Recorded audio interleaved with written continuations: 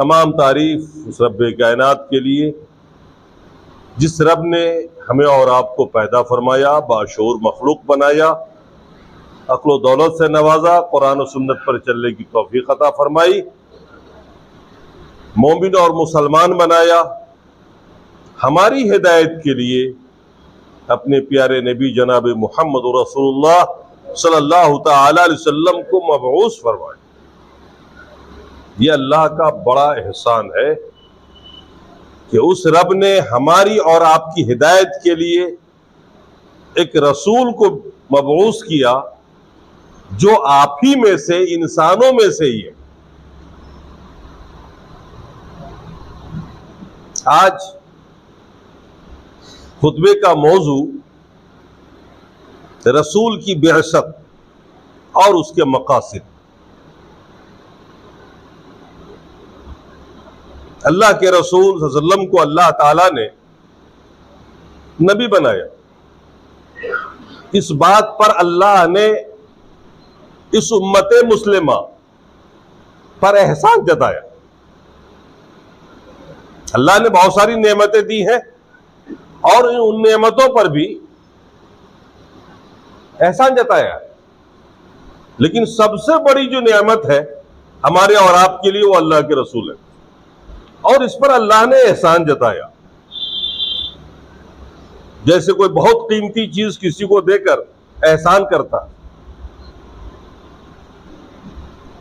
इस मौजू को अपनाने का खास मकसद आज इसलिए भी है कि दो एक रोज के बाद आने वाले दिनों में आप देखेंगे कि रबीउल अव्वल की 12 तारीख आ रही है और उसमें मुसलमान जहालत की वजह से कुछ ऐसे काम करते हैं, ऐसी हरकतें करते हैं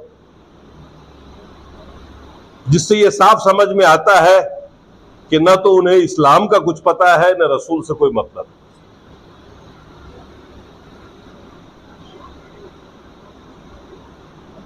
अल्लाह के रसूल सल्लल्लाहु अलैहि वसल्लम 1500 साल पहले जिस तरह दुनिया की सबसे बड़ी जरूरत थी दुनिया को, आज उससे भी कहीं ज्यादा अल्लाह के रसूल और आपकी तालीमात की जरूरत इस दुनिया को है। जो तारीकी, जो जहालत उस दौर में थी, उससे भी कहीं ज्यादा तारीकी और जहालत इस दौर में है। उस दौर में जिन बुराइयों को कुछ मुहज्जब लोग नापसंद करते थे, आज दुनिया पसंद करती है और आपका देश उसे बाकायदा तहफ्फुज़ फराहम करता है, बल्कि उसको कानून बना करके उसको जायज करार देता है। जो बुराइयां उस दौर में पसे पर्दा थी, वो बुराई आज कानून के दायरे में हो रहा है, उसे कानूनी जवाब फराहम कर दिया गया, उसे सर्टिफिकेट जारी कर दी गई। इसलिए अल्लाह के रसूल की जो तालीमात है, इस्लाम की जो तालीमात है, आपका जो अखलाक था, जितनी बड़ी जरूरत उस दौर में इसकी थी, आज उससे कहीं ज्यादा है। इसलिए अल्लाह के रसूल सल्लल्लाहु अलैहि वसल्लम की जिंदगी का हर वो शा मैं आपके सामने पेश करता रहता हूं।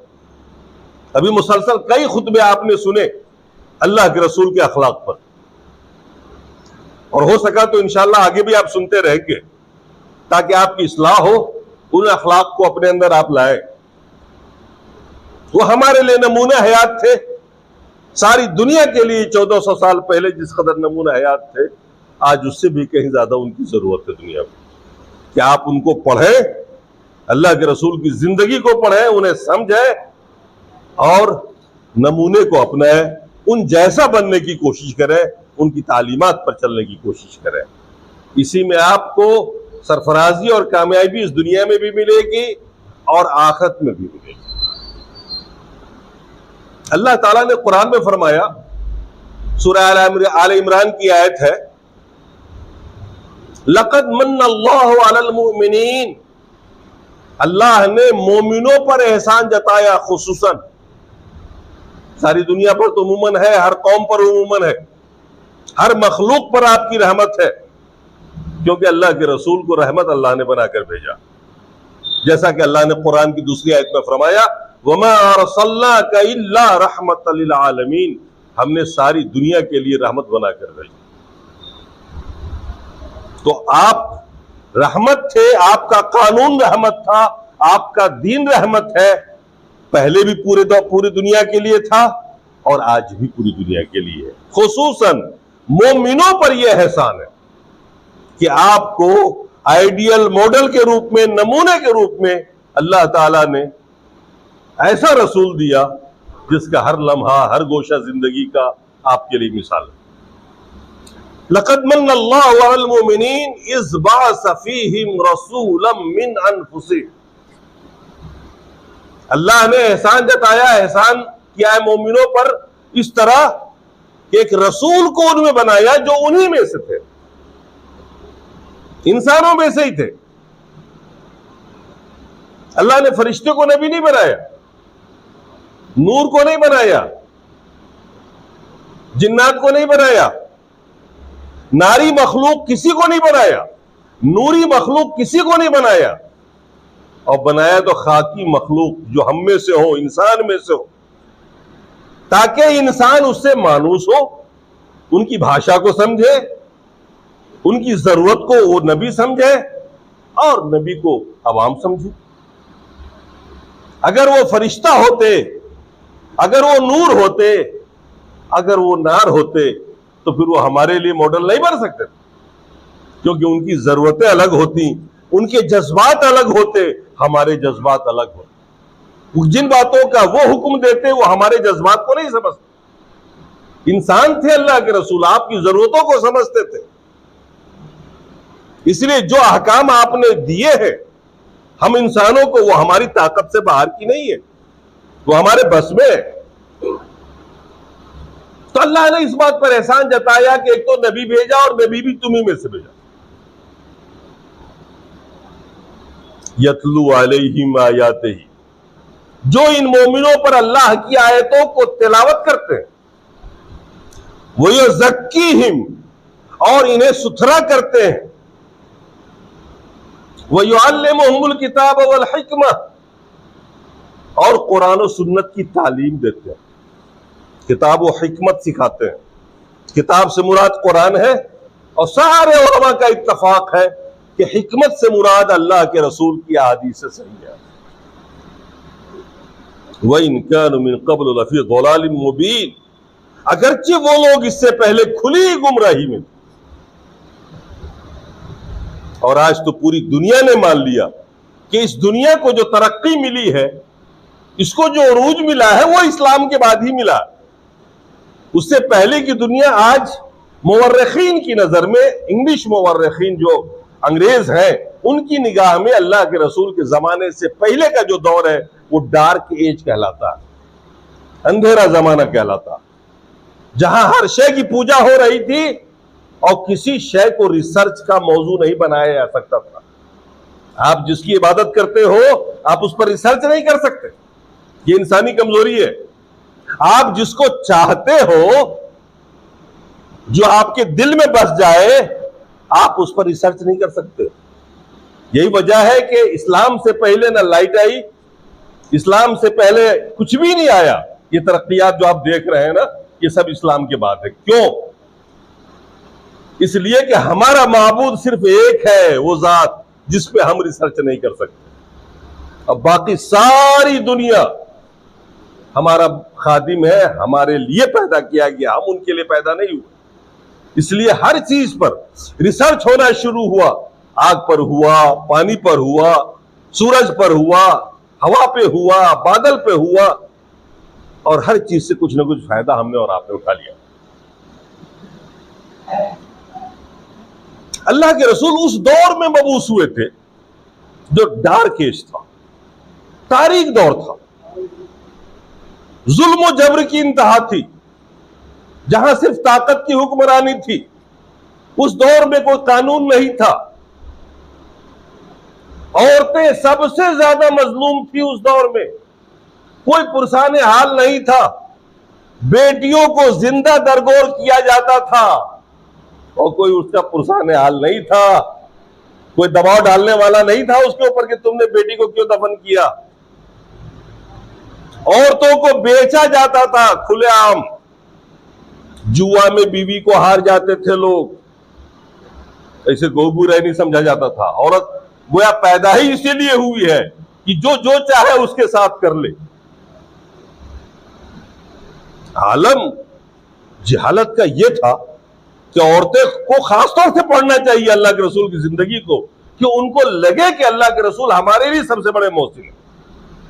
मर्दों का तो आलम यह था कि जो बाहुबली होता था, जो ताकतवर होता था, वो जीने का हक रखता था, जो कमजोर था वो जीने का हक खो देता था।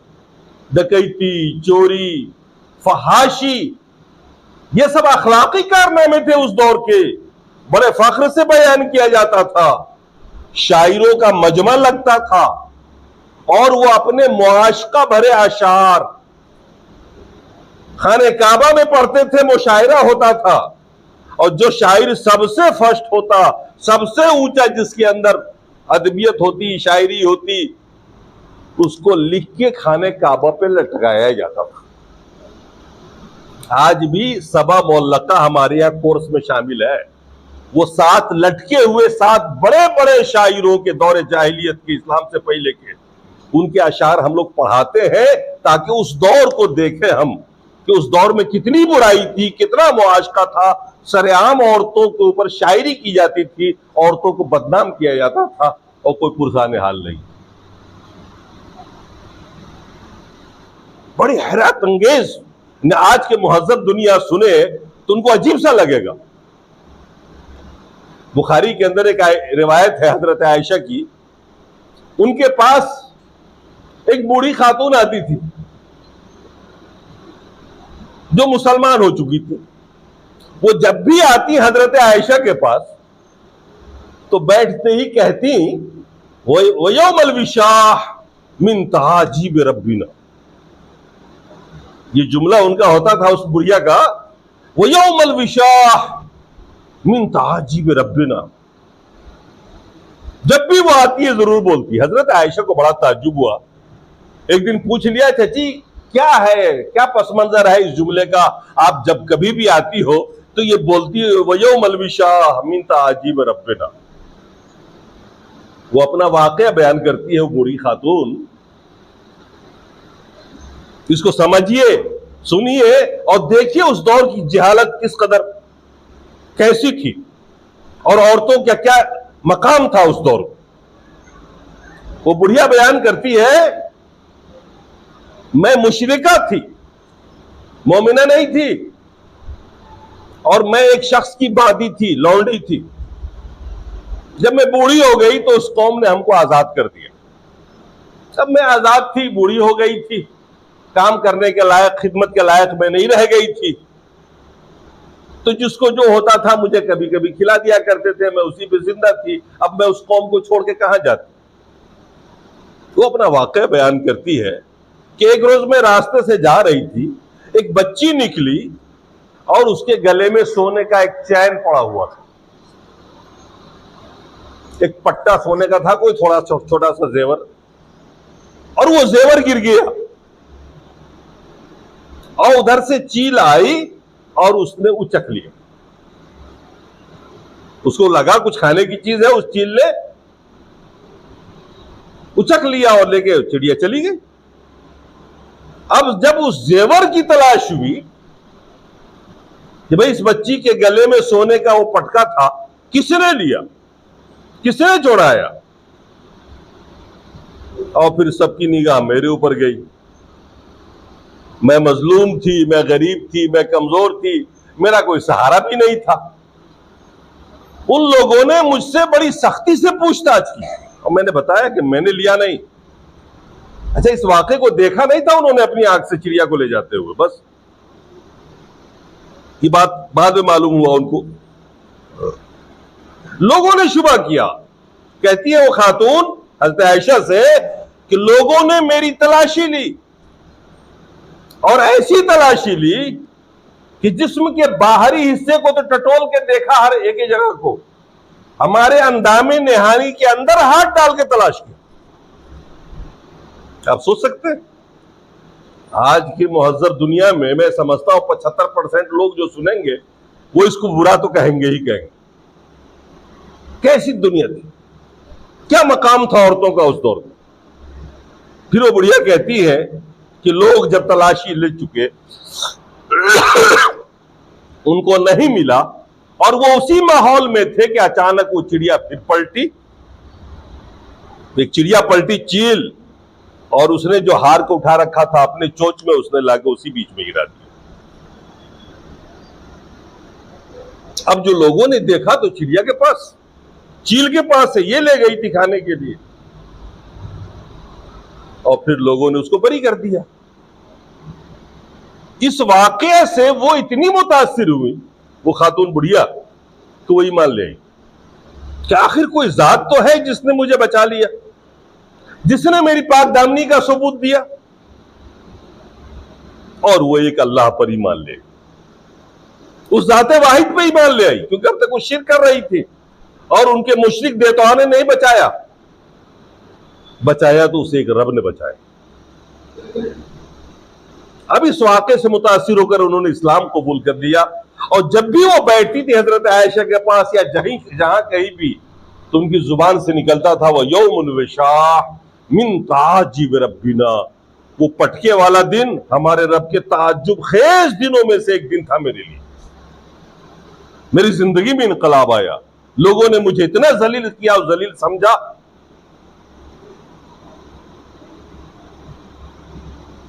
आज के इस दौर में जहालत उससे भी कहीं ज्यादा है, और अल्लाह के रसूल ने जो तालीमात दी है हमें और आपको, जो पैगाम दिया है हमें और आपको, जो अखलाक दिया है, वो इसे बर्दाश्त नहीं करेगा ना कि औरत की ऐसी बेहुरमती की जाए, ऐसी तलाशी ली जाए। लेकिन आज की मुहज्जब कौम, अभी आपने सुना जब औरतों को नंगा घुमाया गया, हुकूमत खामोश। आप अंदाजा लगा सकते हैं कि हम लोग कितने पस्ती के शिकार हैं, और रसूल की तालीमात की क्या जरूरत है और कितनी अहमियत। अल्लाह के रसूल ने आखिरी वक्तों में जब आपका इंतकाल हो रहा था, और ऐसे वक्तों में भी आपने क्या कहा था, अस्सलात व मा मलकत ऐमानुकुम। देखो मैं तो दुनिया से जा रहा हूं, मगर तुम लोग दो चीजों का ख्याल पूरी जिंदगी में रखना। एक तो नमाज का ख्याल रखना कि ये नमाज छूटे नहीं, ये फर्ज नमाज है, छूटे नहीं। और ये अल्लाह की बादियां यानी औरतें, इनका पूरा पूरा ख्याल रखना, वो चाहे जिस रूप में भी हो आपके पास, उनका एहतराम, उनको तहफ्फुज फराहम करना और उनके साथ अच्छा बर्ताव करना। ये आपके आखिरी अल्फाज है। दुनिया का कोई ऐसा अच्छा इंसान जिसकी जुबान पर चिंता रही हो खवातीन की? तो मैं बता ये रहा था कि जहालत जो पहले थी ना, और जिस दौर में अल्लाह के रसूल आए, उससे ज्यादा जहालत आज है। लिहाजा अल्लाह के रसूल की तालीमात की सबसे बड़ी जरूरत आज। कुछ नाम नहाद लोग जुलूस निकालते हैं, नारे लगाते हैं, गाते हैं, घूमते हैं, अब तो डांस करते हैं, केक काटते हैं। पाकिस्तानी न्यूज देखिए आप, और सोशल मीडिया पे आप देखेंगे एक दो दिनों में भरमार क्या कुछ होता है। आपको पता है अल्लाह के रसूल की विलादत हुई तारीख क्या थी? किस तारीख को अल्लाह के रसूल पैदा हुए किसी को पता नहीं है। मुवर्रिखीन इसमें इख्तलाफ करते हैं। क्यों करते हैं? कोई कह रहे हैं 9 रबीउल अव्वल, आला हजरत ने लिखा, बरेली वाले आलिम है, 9 रबीउल अव्वल लिखा और उन्होंने तारीख पैदाइश। किसी ने 17 लिखा, किसी ने 18 लिखा, किसी ने 29 लिखा, किसी ने महीना ही बदल दिया। ये क्यों? ये इख्तलाफ क्यों है? इसलिए कि अल्लाह के रसूल जिस वक्त पैदा हुए किसी को पता तो था नहीं कि ये बच्चा रसूल बनने वाला। न उस दौर में अरब में कोई तारीख चल रही थी, वो एक उम्मी कौम, जाहिल कौम। उन्होंने 1 साल पहले ही तो सन की इजाद की थी। जिस साल हाथी वालों ने हमला किया था अबरहा ने, वहीं से उन लोगों ने सन शुरू की थी। तारीख चलती ही नहीं थी। आज हम लोग बैठ के कैलेंडर के हिसाब से पता लगाने की कोशिश करते हैं कि 1500 साल पहले ये तारीख किसमें रही होगी। अलबत्ता ये चीज है कि आपकी वफात की तारीख सभी दुनिया जानती है। कसरत से सहाबा मौजूद थे उस दौर में और सबने याद रखा कि 12 रबीउल अव्वल आपकी वफात का दिन है। 12 रबीउल अव्वल वो दिन है जिस दिन आपकी वफात हुई है। ये कंफर्म है हदीस में, तफसीर में, फिता में, तारीख में, सीरत में, इसमें कोई इख्तलाफ नहीं। 12 रबीउल अव्वल वफात का दिन है, पैदाइश का दिन नहीं। पैदाइश में तो इख्तलाफ है। और खुद अहमद रजा खान साहब जो मौलाना है, आलिम है, आला हजरत है, वो लिखते हैं कि 9 रबीउल को पैदाइश। मगर फिर भी ये लोग किसी का नहीं सुनते। इन्होंने एक तारीख तय कर ली और उस तारीख में सारे शिर्क को बिदात करेंगे ही करेंगे। ये दीन नहीं है, ये ख्वाहिश परस्ती है, ये नफ्स परस्ती है। अल्लाह के रसूल ने हमारे और आप पर एहसान जताया, रसूल को मबूस करके। क्यों? क्या एहसानात हैं? उन एहसानात को याद करिए ना, उसको अमल में लाइए ना। अल्लाह ताला ने 3 एहसानात गिनाए। रसूल को मबूस किया और आप में से किया, इंसानों में से किया,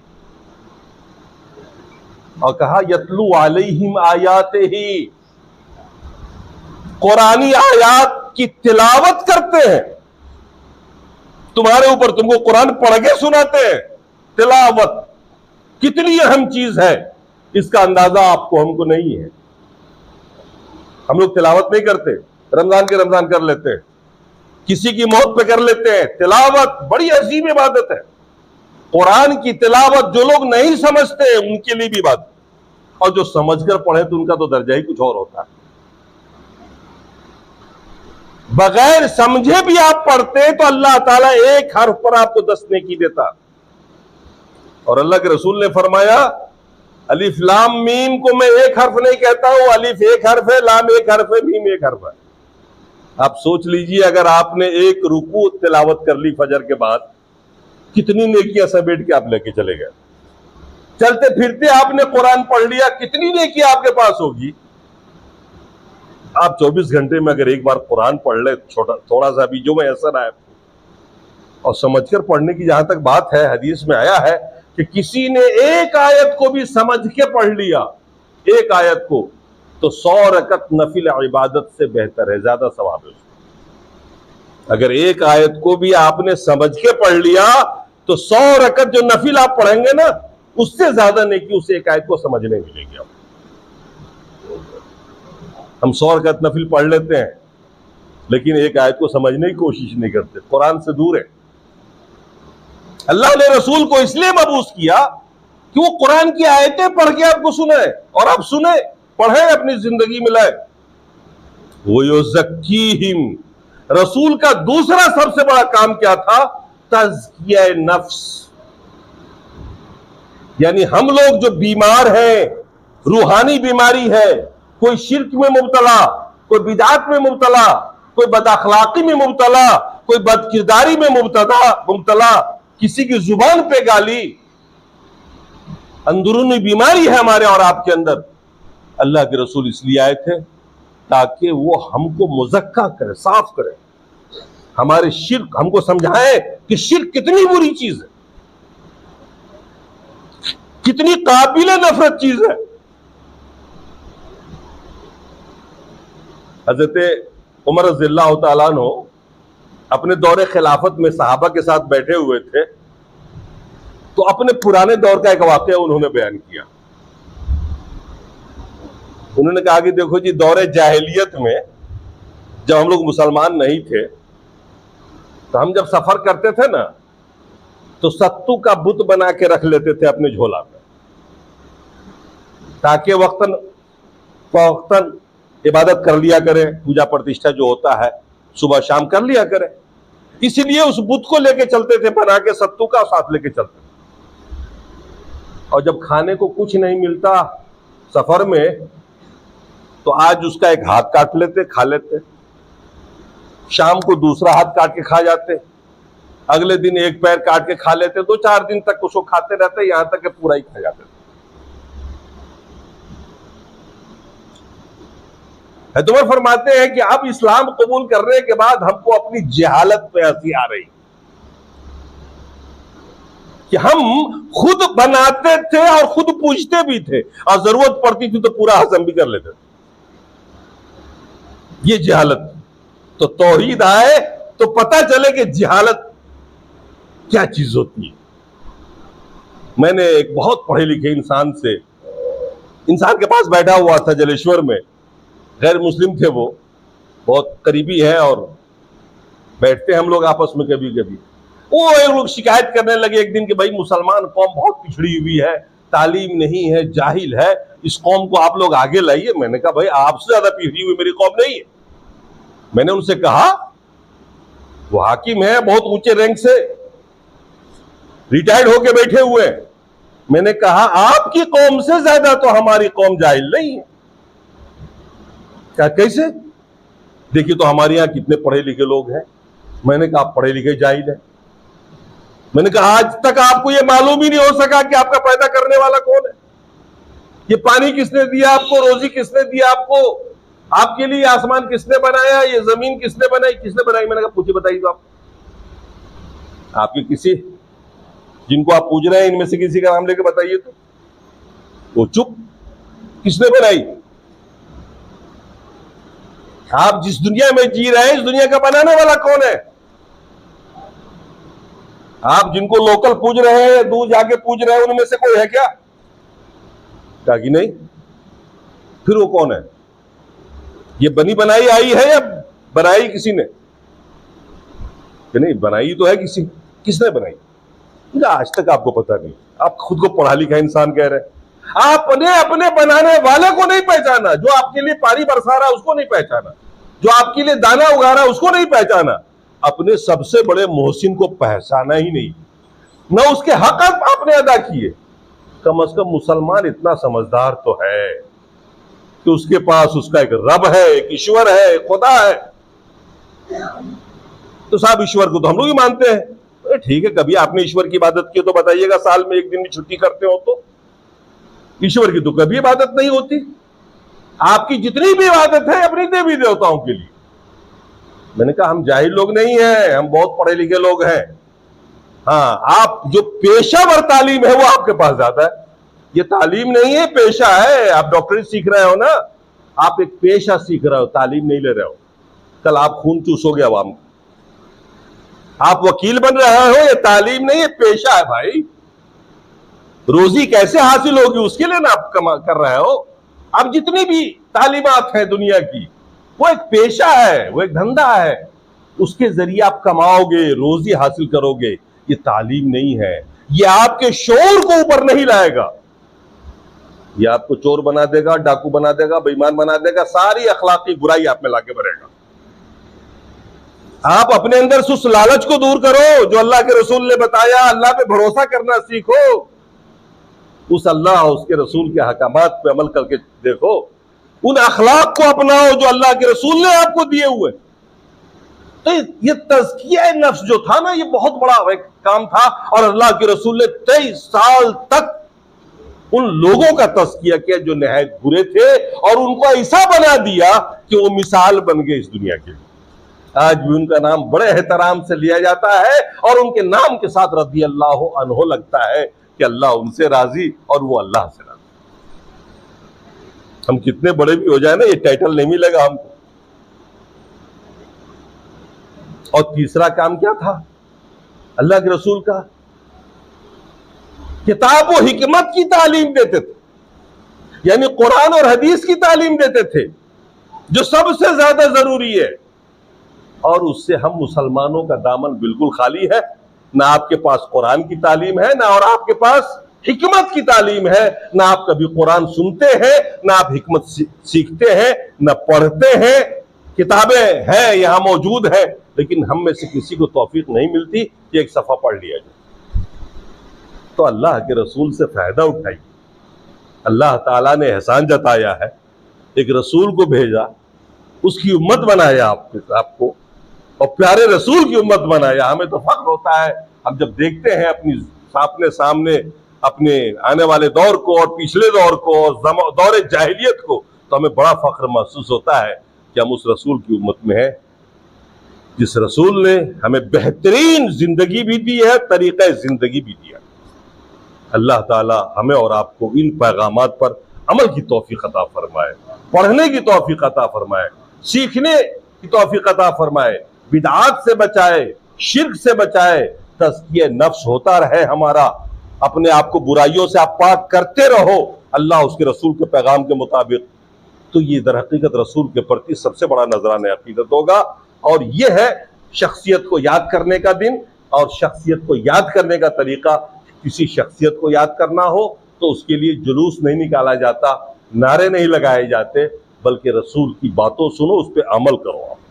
अल्लाह ताला इस नेक पैगामात को आपके दिल में बिठाए और आपको जज्बा दे कि आप दीन पर चलें, दीन सीखें, दीन सिखाएं। अक़ूलु क़ौली हाज़ा वस्तग़फ़िरुल्लाह ली व लकुम व लिसाइरिल मुस्लिमीन।